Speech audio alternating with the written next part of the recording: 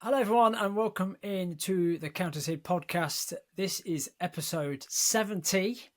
70. My name is Matt Lacey. Thanks again for joining us. I'm joined this week. If any one of you listened to episode 69, you'll know that one of my co-hosts is not here. This week, I'm joined by Harry Sermon. Hello. Yes. Hi, Harry. How are you, mate? Good. It's good to be back. Yeah, fine. Welcome back. Yeah, I should say that. So episode 69 I did with Jay because Harry was not available, very busy man. And now I'm doing one with Harry because Jay is in China at the moment. He is. I think he spent a bit of time in Wuhan and now he's in Shanghai. So he's out there examining for rock school and doing all kinds of stuff for them. So he said Happy Christmas on the last episode because he's not going to be here. And this will be our last episode of the year. So this comes out on December the 12th. Yeah. And then we're going to have a bit of a break until we start back up with episode 71 in the new year. Yeah. But for the moment, we are here. Harry, you're good? Yeah. Well, yeah. It's nice to be back. It's nice to catch up. It's nice to chat. Yeah. Yeah, it's been busy. I was off because it was my birthday the day after. Yeah. So I was seeing family. Did anyone DM you a happy birthday? Got a few. Cool. Thank you very much. No, thanks for the shout out and lots of messages from peeps on my birthday as well, which is lovely. From yourself and Jay as well. So That's all good, thank you very much for that. Yeah, it was cool. 30 now, so 30. it's all downhill. It's all downhill. Or it's all exciting. Yeah. I don't know. 30 equals lightweight hardware.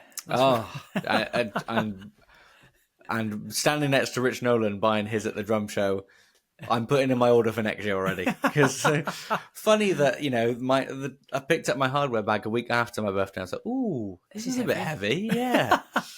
All of a sudden, that lightweight hardware sounds real good. Yeah. Yeah. On a complete tangent, for those, here we go, for our catchphrase, for the visual listeners, excuse my very un-rock and roll backdrop. People will have to go and find it on YouTube now. I'm having a lot of house renovations done. We've knocked out and back of the house. So where I'd normally be in my drum room is now an upstairs makeshift kitchen. But so apologies for the random utensils and stuff lying around, but we shall crack on. I like it. I think it looks cool. Personally. It's an industrial vibe. That that apartment vibe, in the back room of the studio sort of kind of thing as well. Yeah, that's right. I like it. This is the green room. Yeah. Matt's going to disappear a minute because he's playing Brixton Academy or whatever. Yeah, I'll be back in 10 minutes. So before we get into our main topic, have you got another little subtopic we always cover when we can? Have you got anything new, Harry? I do, but I don't. Need a jingle. Yeah, we do need a jingle. Yeah. I do, but I don't. I am yet to receive in the mail a DW 5000 kick pedal. Very excited about. Very kindly gifted for my birthday, which I'm very excited about. And as Jay said in our little WhatsApp group, it's been a good year for equipment. Yeah, for you. And I'm ready to not buy anything else, really. Yeah. Hence the purchases. But anyway, yeah, so DW 5000, very excited. I've had my 2000 foot pedal for, I want to say that I got that again for a birthday present in, I'm going to just throw out 2012 or 13. So, okay. Maybe. So well over 10 years. Over 10 years. Yeah, I can remember it. A friend bought me Star Wars Battlefront on the Xbox, and I got that as well. That was my 2 birthday gifts. So whatever year that came out on the Xbox is when I got my foot pedal. So yeah, I mean, it works an absolute dream still. It feels great. The chain's a bit more rustier, but it looks and feels great. And I think, after, you got yours last year, and the price at the drum show was really good. And I remember playing Jay's a little bit, and I've had a few gigs of kit shares where people have had that or the 9000. It's just sort of like, I think now is the time to kind of, step it up a little bit, get something a bit smoother, a bit more durable. Because, DW is great with a lot of, their hardware does last a lifetime. And there's always things that, stands the test of time. But you know, when you just sort of look down at your foot pedal and you're like, I feel like this could break in a minute, you know. Yeah. So yeah, went for the 5,000, and obviously again, you know, with the idea of probably not going to need to replace it unless anything does break. Yeah. Probably, I'm going to say maybe never. Yeah. Nearly. That's where I think I am with it. Yeah. Yeah. I've played loads of 9,000s and they're just not really for me. And the 5,000 just feels great. So that was the kind of reasoning behind it. But yeah, I haven't got it yet. But I'm looking forward to hopefully a few gigs before the year's out and enjoying it. Yeah. Quick geeky question. I'll be impressed if you can tell me the answer. Yeah. Have you got a direct one or an indirect one? I have. Now I appreciate you didn't buy it. It was a gift. I didn't. So... I didn't buy it, but I did send the link. So Right. Hang on. I think I've got. Oh, I think I've got the accelerator. Right. What does that mean? I wish I knew. I know. That means I'm going to be wicked fast, is what it means. Yeah. Oh, it means the songs are going to get quicker. Yeah. What does it say here? I'm just on the I've got it from Graham Russell Drums, by the way. Shout out to Graham Russell Drums. Dual bearing spring rocket that improves smoothness. Yeah. Tri-pivot toe clamp. Well, that's got nothing to do with the pedal. Yeah. Normally it does say somewhere in the but mine's I got indirect, so I tried them both back to back on the stand last year. Okay. And I spoke to Connor, Mr. DW. Mr. DW, grandson of the founder, and he explained the differences, and I played them both. And went, I said, well, that looks like the one I've got. So and I'm used to indirect, so I bought an indirect one. But you're right, I can't remember if that's the accelerator. There's like 4 different versions. It's crazy. I was looking on their website, and even on some of the UK shops, they don't really do a good job of telling you the difference. No, the specifics. No. Yes, I know. Obviously, the obvious one is extended footboard and stuff like that. Yeah, it says like XF or something like that on the bottom. Yeah, but yeah. I mean, to be honest, I'm not really a picky person with foot pedals. No. My 2000, I literally took out the box and I've never touched the tension or anything like that at all. Same and I've here with mine. loads of friends play it and gone, this is one of the best pedals I've ever played, and I'm sure I'll do the same with the 5000. But I feel like you could probably buy any DW pedal, to be honest, and you'd be happy with it. Yeah. No, it's really good. Yeah. But what about you? What anything new and fun arriving? Yes, I have. Apart from half your house that's on the way. Yeah. I've got a new house coming. Nice. Which has used up the drum budget for the Might next bring 10 some years. drums in it though. You never know. You never know. I've got a new protection racket hardware case. Oh, cool. So I wanted to upgrade the one I've got for a while. I've got one with the kind of suitcase pull-out carry handle, wheels on the bottom. Yeah, it's slightly wide. It's a little more shallow than the one I used to have, which didn't have wheels, and was a non protection racket one. But now I could and it's got 2 straps internal which hold everything in place. Oh, I love that. Zips round, and again, it's just taking that faff away from. I've had a hard case, and I've got the Yamaha case that all the Crosstown hardware comes in.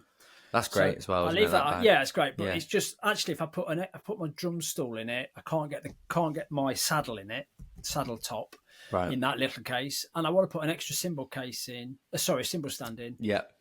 It starts to weigh a bit more with the base of my stool in as well. Yeah. So that's all gone in one case, and it's nice and wide. I can actually fit my saddle top stool seat in it as well. Cool. So I put a little post up yesterday. I went to rehearsal and I literally got my rucksack with my snare drum and pedal in. I got my shoulder strap kind of cymbal bag, and I pulled that in with all my hardware, and it's literally one trip to the car to load in and out.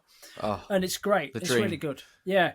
And I had to wait a little while for it because I think they've been quite popular. So shout out to Protection Racket for that. And also for so they distribute through Yamaha Music London. Yeah, so lovely. please look them up. And Pars is the guy I deal with there, and he's been brilliant. So I just want to give them a shout out because we're supporting drum shops and they do a great job. And it's a really personal service. And you can contact them at any point, and they will help you out. It's really, really cool. So yeah, I'm Absolutely. looking for. I've got one gig left this year, so I'm looking forward to using it. Give it a run. Yeah, so similar, really with, good. similar with me actually. With the I'm hoping that the pedal arrives soon, so I can. I've got I think 3 gigs the rest of the year. Right. I hope I can at least squeeze in 1, maybe 2 with it. That'd be nice. Yeah. There's some rehearsals as well and stuff, but Yeah. gigs are a real deal. A little nerdy question as well about the case. When obviously the Yamaha stuff folds up pretty compactly. Yeah. But in that, do you have to sort of take apart? I know some people like to separate stands and stuff like that, or do you have to fold anything in half? And I don't like to separate stands. What I do normally, I will leave if I'm using my bigger kit. What I do is take and most of that's on a rack. It's on a rack, yeah. So I keep all the stands the same height in terms of the tube extension, but I tend to take out the boom arm, the last section with the boom arm on it. Sure. And that's got a memory lock on it. So okay, so just plug it back memory lock or a Sharpie. Yeah. So I know it. So with this, now here we're getting nerdy. So I got the one which is 48-inch long.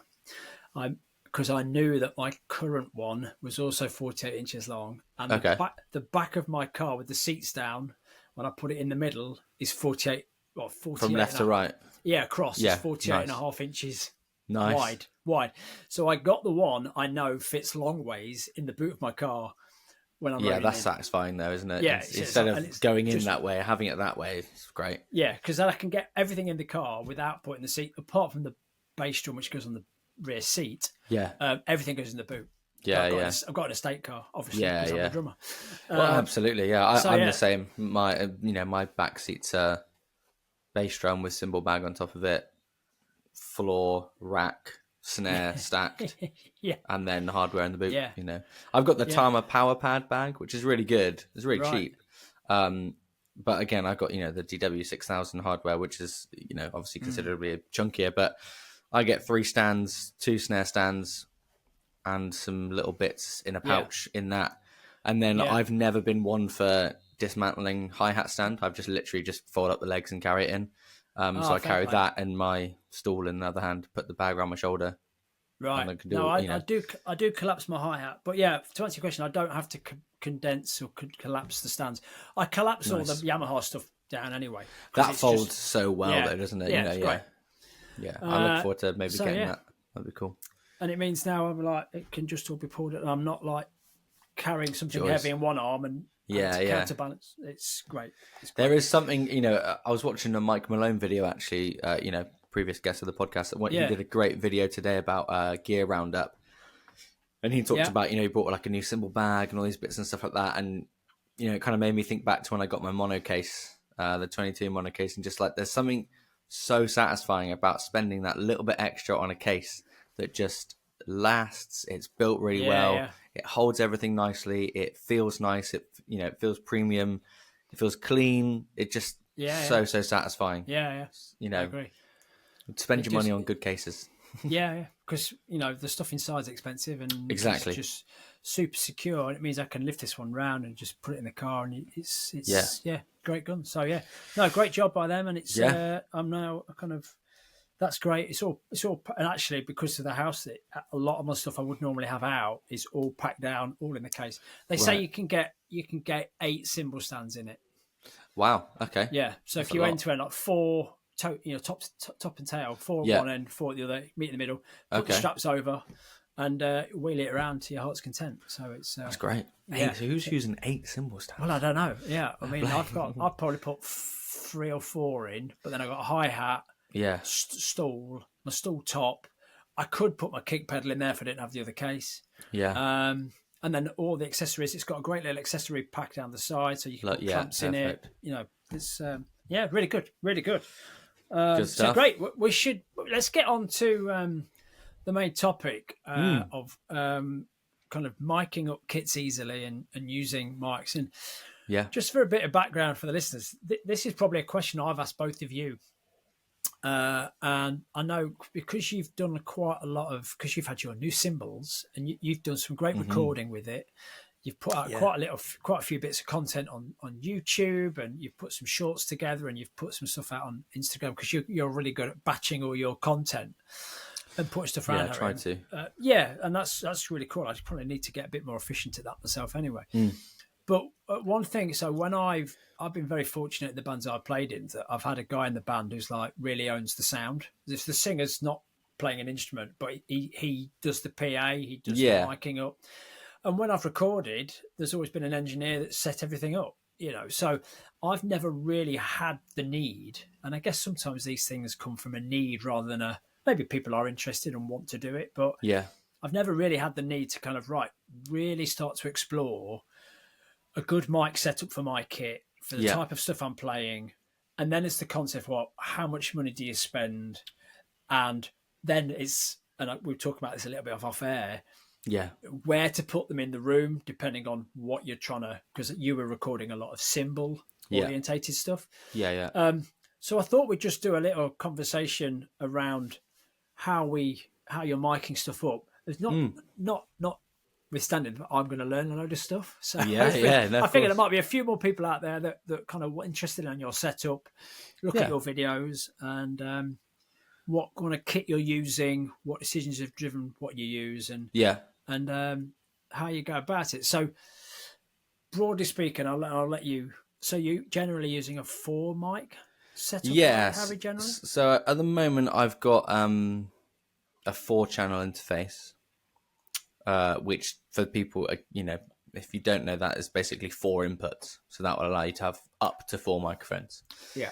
And yeah, I mean, just to go back to your first point, it is a world of, never-ending confusion. It's a big thing to sort of jump in. It's a instrument. It's a skill in itself to learn how to, what everything does and what to put where is.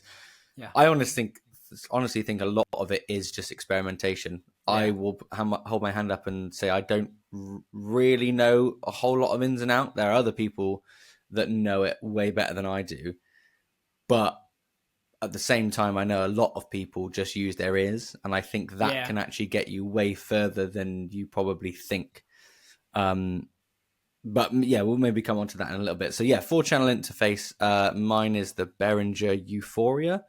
Super affordable interface. I think you've got the same one. Yeah, I have. Yeah. It's the Euphoria UMC 404 HD. Don't know what that means. 404 probably means 4 channels. Most of the time they have a number related to their channels. Yeah, it's great, really. It's honestly, I've had it for a few years and more than a few years actually, and it does everything I need it to do. I mean, I'm recording the audio for this podcast right now in front of it. I take it to the studio with me. It, folds up and it packs away into a backpack. It's really portable, and the preamps in it are great. That's another thing to look into. The actual things that are powering the microphone inputs will obviously have a big effect on your sound. But yeah, most of the time when I go to the studio and set up shop for 4, 5, 6 hours, I'll take this, and I like to keep things. I like to keep things simple. With 4 channels, you have no choice but to keep things simple, really. You could obviously have it simpler with 2, even just 1 if you really wanted to.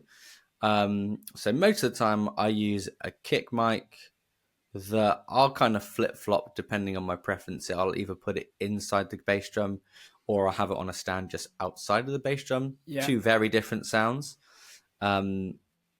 And then I'll have this microphone, the Audio-Technica AT2020. Yeah, again, super affordable. Well. Yeah, we've all got them. Super affordable. You could find them on eBay used for probably 40 quid. I think brand new, they're maybe 80. So I use that as a. If you got the same, yeah, I got. I again for the setting the podcast up, I bought this microphone secondhand. I think it was 40 quid. It came with a mic lead as well, which I used for a bit, and I bought the Behringer. The 4-channel Behringer as well. Yeah. So loads of that stuff is out there, secondhand, and as long as it all works, there's no harm in getting it. Yeah.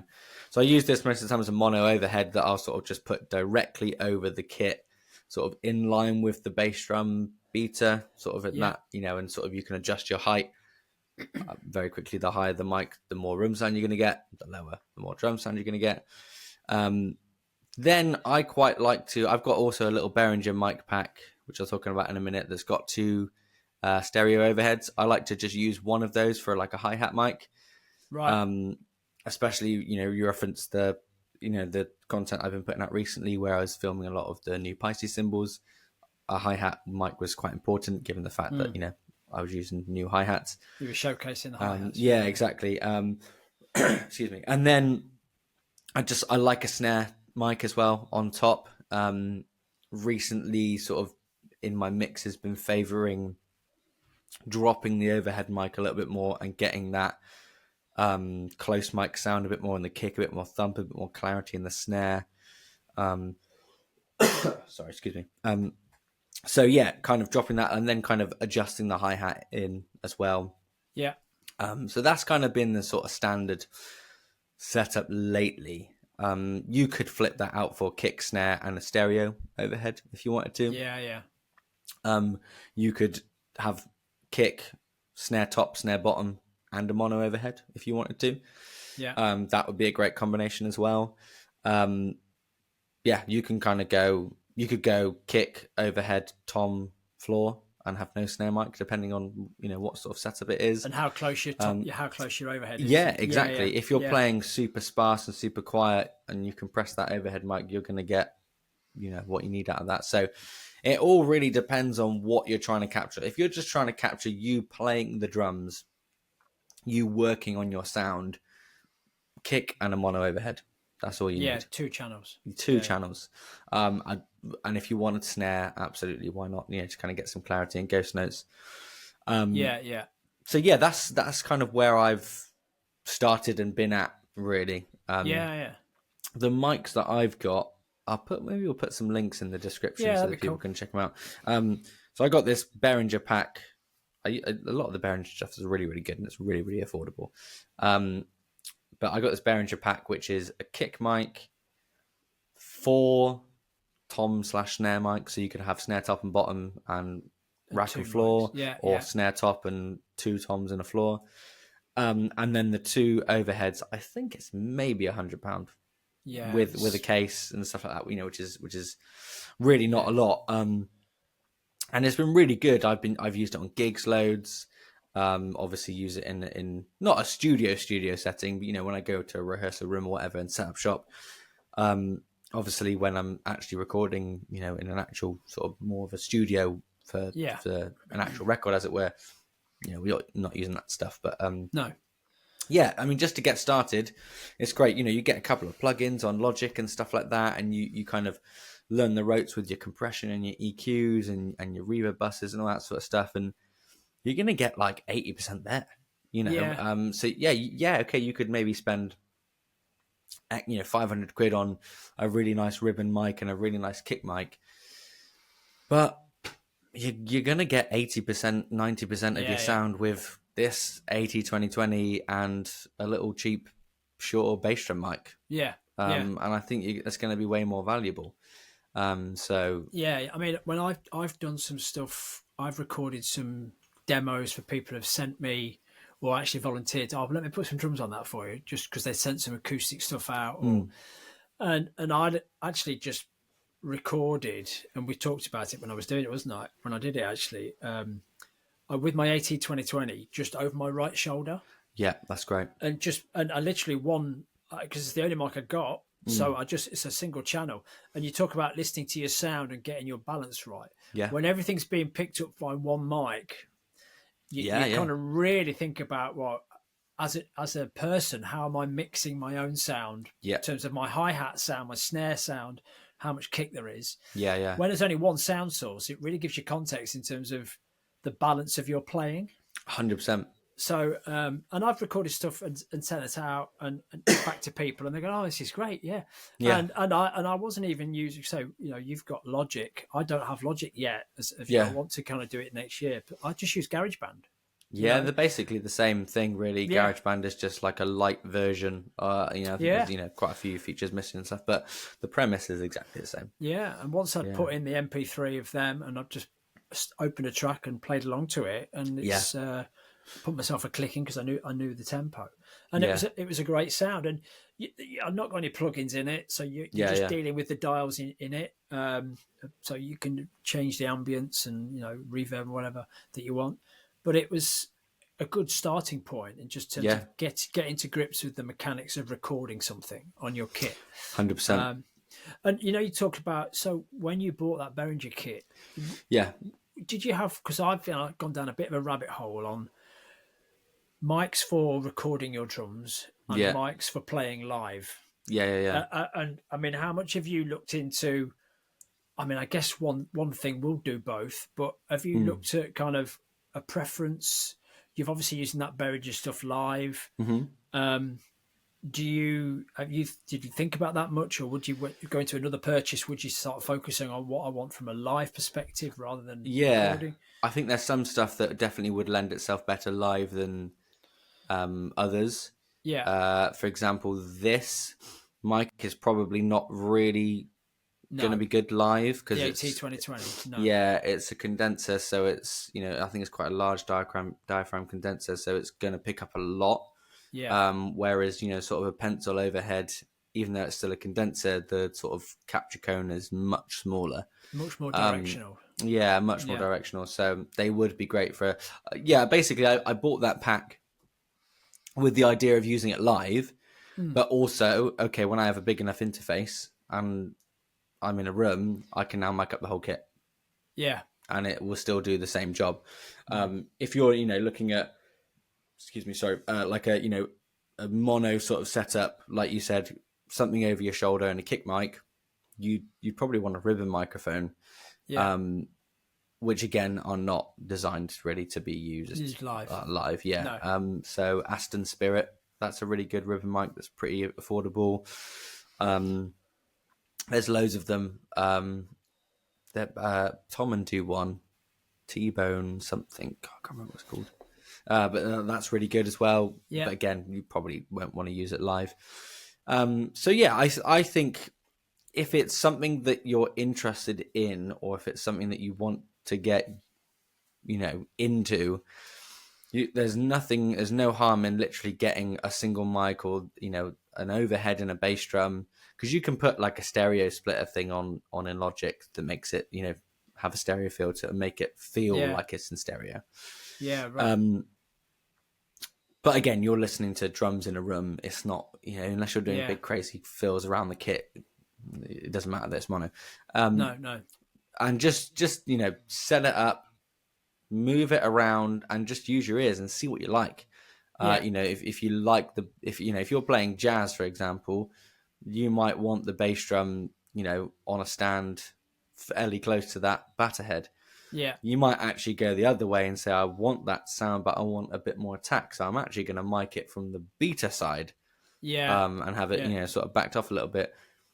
The world is your oyster, really. You might like the thing over the side of your shoulder. You might actually feel like, oh, I'm not really getting much. I don't know, let's say, for example, toms, or, yes, so you might want to bring it around the front and have it directly over you and have it quite low. And you might maybe get a second one and you do the sort of Glyn Johns, which is like the Led Zeppelin thing, where it's like one directly over you and then one sort of pointed at the floor tom. yeah, And that captures such a great sort of yeah, spectrum of the whole kit, and obviously it's in stereo. So yeah, it's really not as sort of scary as it seems.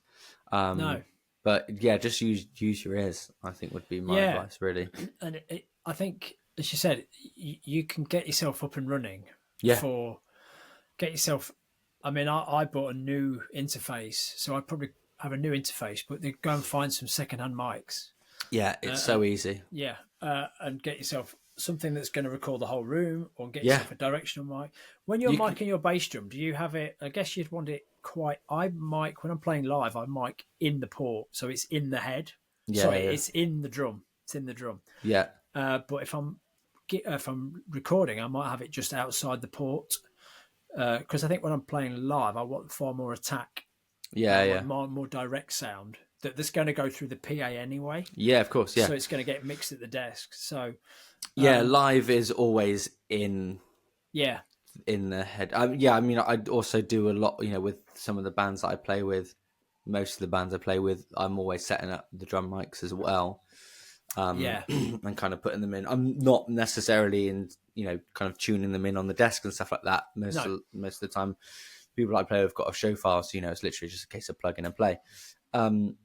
So yeah, always in the bass drum. And actually, I was on a gig on the weekend where we mic'd up the kick. It was a very, very small room, so we mic'd up the kick, but I wanted to hear something in my ears. So I just took a 58 with me, SM58, put it on a stand, put it under the ride facing down towards sort of like across the snare, across the floor tom, and facing the bass drum beater. Yeah. Plugged my Behringer pack into it and just stuck my ears in. So I got a little bit of a mix of the kit. Yeah. Just direct, no interface, nothing, just straight direct. And that was really nice. Yeah. But yeah, if I'm recording, most of the time we probably have 2, maybe 3 mics on the bass drum. Really? Yeah, in, That's out. a side, reso side. Not batter side and redder side, like in the bass drum, like you normally would. Yeah. And then just outside the reso head. Yeah. And then I've also had batter side as well. Yeah. And kind of blend those really nicely. Yeah, because you can have a bit of the room, or you can have more attack. You've got well, you've got all the low end from sort of the batter head. Yeah. The reso head. You've got the sort of body and attack from the inside, but if you have one on the batter side, you've got that impact, you've got that click. If that's what you're looking for. Obviously, if you're using a fleecy beater, maybe not. But no, sure. The way that you can, mix it, you can get such a great sound. It's the same with snare and top and bottom, really. If you want attack, just have a top snare mic. If you want, that ghost notes and all that sort of detail and all that sort of stuff, and you crunch that up with some compression, you're gonna need that, Sure. And obviously balancing all that sort of stuff. So it depends. Some studios no hi-hat mic, depending on what you're playing. Most of the time it ends up turned down anyway if you got big clangy sort of bright 14-inch hi-hats. Yeah, I mean, funny enough, I've just recorded with Montgomery Slacks. And, we had 2 overheads, directional overheads, and a hi-hat. And anything in the very provisional first mixes, I was saying to Callum, who's the singer-songwriter, he's the songwriter and the guitarist in the band. Because we would mess around with the first mixes, and I said, there's too much hats. And the cymbals, and we listened back to, actually, we're at Pirate this weekend, and we listened back through the PA because we're getting nearer to the final mix, and that room in itself just made it sound really toppy. But when you listen through a headphones or you put it on in the car, it's a far more balanced sound. But putting those hi-hats on as well as the overheads, it was almost too much. It ended up back the hi-hat mic right out because it was too direct and too much in the mix. Was there a room mic as well? Just curiously. I can't remember if we had a room. I have done that before. Well, the last time I played with them, I tracked in a room by myself. So we put room mics in. So we got that option. But this time we've recorded all in the same room with some baffles between us. Yeah. So we didn't put any room mics up, I don't think, because everyone was DI'd. But, well, no, they weren't DI'd. We were miking amps up and recording into the desk that way. Yeah, sure. So the live sound was 100%. And even with the vocalists in the room. So there's a little bit of bleed, only a touch. Because we did quite well to baffle it. But no, I didn't have room mics. For that reason, I didn't have room mics this time. Did you have amps in the same room or were they in other rooms? No, all in the same room. Quite a big room. Not quite Abbey Road. Not that big a room. But I had bass player to my left at kind of, his amp would have been at 9 o'clock to me if I'm facing at 12 o'clock. But there was a baffle and he was looking at me. Singer was directly opposite me, but singing across the room. And guitarist amps were at kind of my 3 o'clock or 2 o'clock.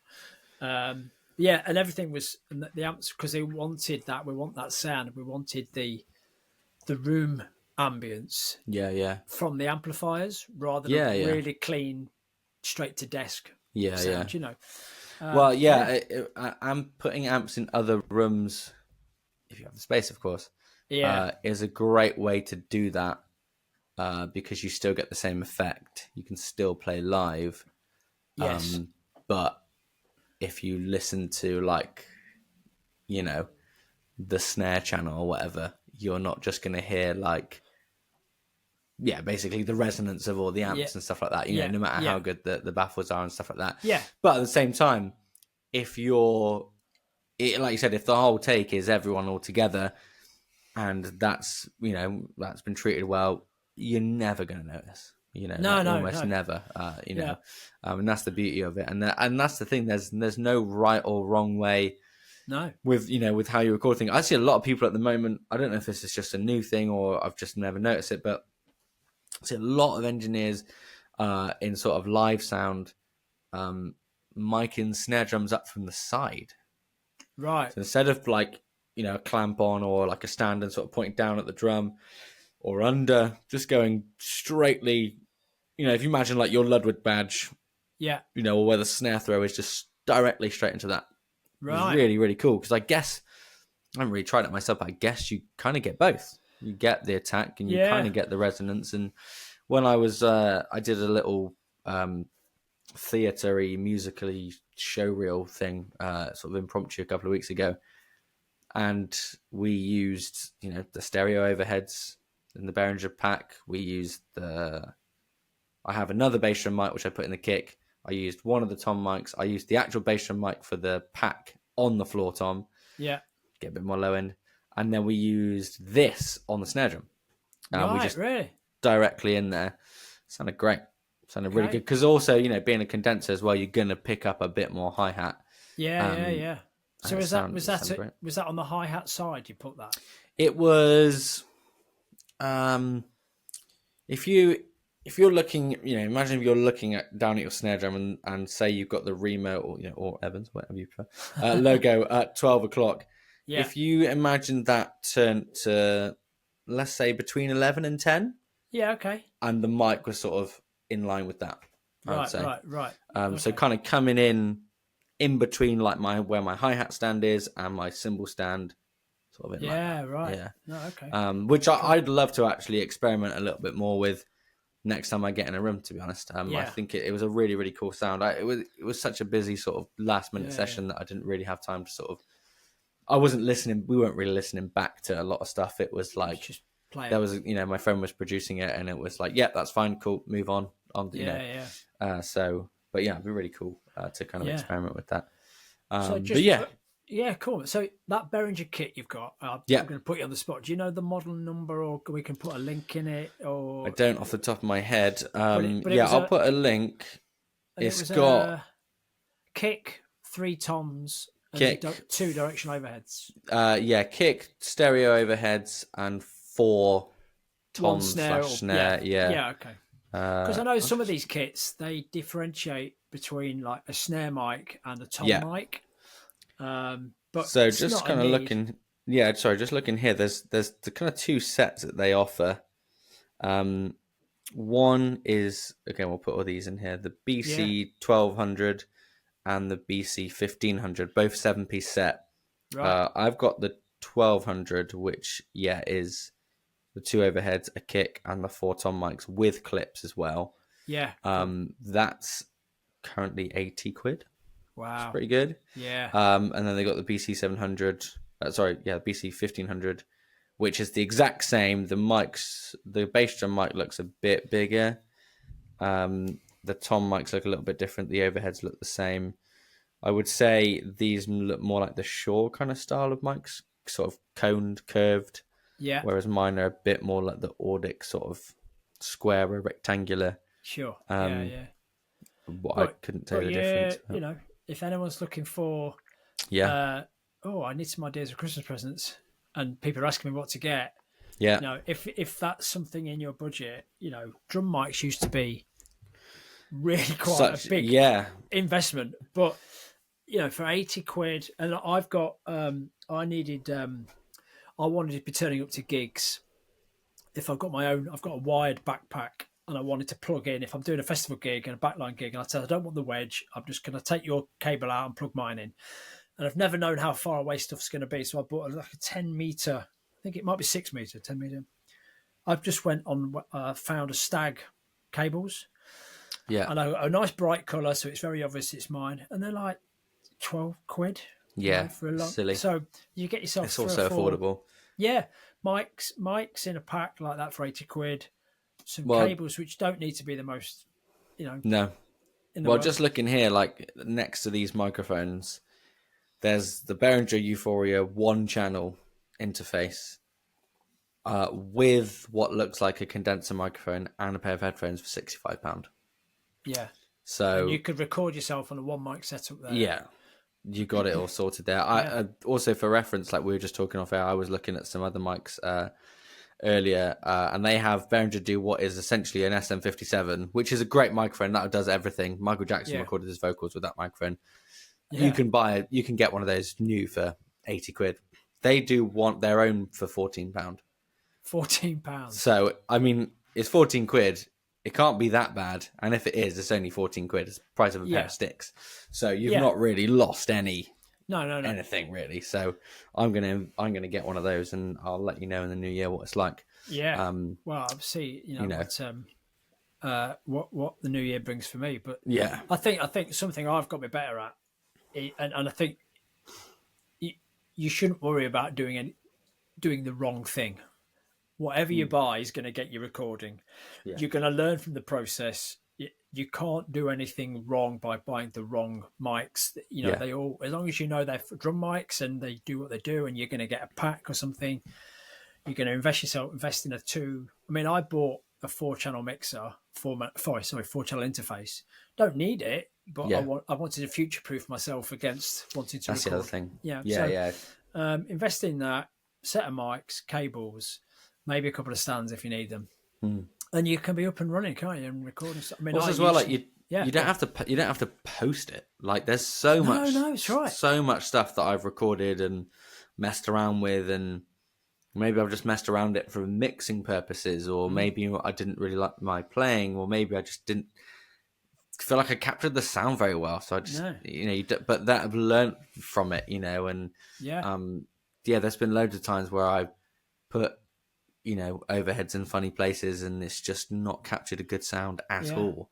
I mean, great test. From it. Yeah, great test. Just put a click on in your ears or whatever. Yeah. Play 2 and 4. Boom, boom. Yeah. But record with the mics in one position. Make a note. Yeah. Move the positions around. Change stuff. Record again. Yeah. What's it sound like? What's the differences? How does it? Distance, and all location.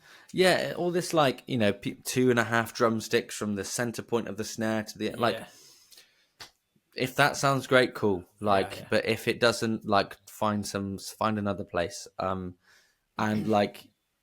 more so, I think messing around with recording, because it is really, really useful. And if you do go to the studio, you can be like, what mic's that? That sounds really good. Or what are you thinking for positioning? And also, if someone asks you, what sound you want from your drums, you can kind of give them a bit of an answer, not just like, I love the sound of the drums on, the latest Foo Fighters album. And it's like, don't we all? Because, it costs probably $500,000 to record that, but, you can actually give tangible answers, and then you're going to get closer to what you want. Yeah. And you're going to, everything is just going to be better. You're going to play better, but also recording yourself in the most basic form will benefit your playing and your practice so much more than trying to probably work on, I don't know, whatever fancy lick or whatever, because you'll hear yourself in such a raw and honest way that will allow you to make so many microscopic changes to your playing that will make everything else sound better. Yeah. You might sit down and play and be like, man, I beat the hi-hats. I really lay in, or my ghost notes and my accents are worlds apart. And I need to sort of, whatever it might be, or I just don't hit the bass drum, Russ fills, we were talking about fills and stuff like that earlier, I kind of realised I kind of probably drag fills a little bit, maybe sometimes towards the end. Yeah. All that stuff just from recording, it's game changing. It is huge. Yeah. So it is so undervalued, and it's so easy to do. It's so accessible. You can get GarageBand on an iPad, on your iPhone, and you can shove a USB cable connector in the iPhone, and you could probably power your interface off that. It's so easy. It's really so it's all of it. Yeah, man, great chat. Yeah, thanks for that. I've learned loads from it as well, and that was the reason for the topic, the conversation. Yeah, to think about, just getting out there and. Maybe next time I'm in the studio, or whatever, I'll do a little video breakdown or whatever of what I'm using, and maybe do some A/B stuff. Put a couple of. We've mentioned the models and stuff, but maybe if you've got any useful links, Harry, you can drop those in the chat. For sure. Yeah, we'll kind of round off there, but Yeah. and this is being the last episode before Christmas, so this coming out on the 12th of December. Happy Christmas from me and Harry. Yeah, Merry Christmas and all. Jamie, he'll be with us back again whenever we decide to put down the stuffing and the mince pies and come back to a microphone in the new year. Another link that will be in this episode is the link to buymeacoffee.com. If you'd like to buy us a Christmas coffee and just say thank you for this year, that'd be lovely. Thank you very much. You can do that at buymeacoffee.com/Counterscene podcast. This episode will be out on YouTube for the visual listeners the week after. Bam, yeah. That'll be the 19th. Yeah. So, last day of term. Last day of term. Oh, yeah. Last day of term, don't we know it? It will soon be here and soon be gone. And soon be gone. It'll be mid-January before you know it. Yeah, that's right. But yeah, thanks everyone for listening this year. We had some great listeners for the last episode that came out. We had quite a few listeners in the first kind of 2 days of that, which is really nice to see. Please share this episode with someone you think might enjoy it, or you've been talking to another musician or another drummer about microphones and you've got any questions. We are not by any way, shape, or I'm not, certainly, and we're not audio engineers by any stretch of the imagination, but we know what you guys have been. Harry and Jay work with stuff all the time, and I'm learning, so ask us questions that help prompt our conversations and our education as well. So well, thanks, mate. Great chat. Yeah, man. Thank you very much. That was great. And we'll be back in the new year. I mean, yet to sort of be determined when, what the schedules are going to be and so on. But we'll keep people updated. I think it's fair to say that we're probably going to sort of plan ahead for the year and sort of start to kind of take the pod up a notch and so on. And so there'll be hopefully maybe a few more exciting things behind the scene. Maybe it come back a little bit different in the new year, which will be exciting. Yeah, it will be. Looking forward to it. But yeah, we'll keep all communication through the Instagram at Counterscene Podcast, of course. Oh yeah, thank you, mate. Drop that in. So Merry Christmas all. Happy Christmas, everyone. Have a good New Year. I hope we get lots of drum goodies and yes, definitely. I will see you on the other side. Here's we'll see you then. See you next year. Cheers, everyone. Take care. Bye. Bye.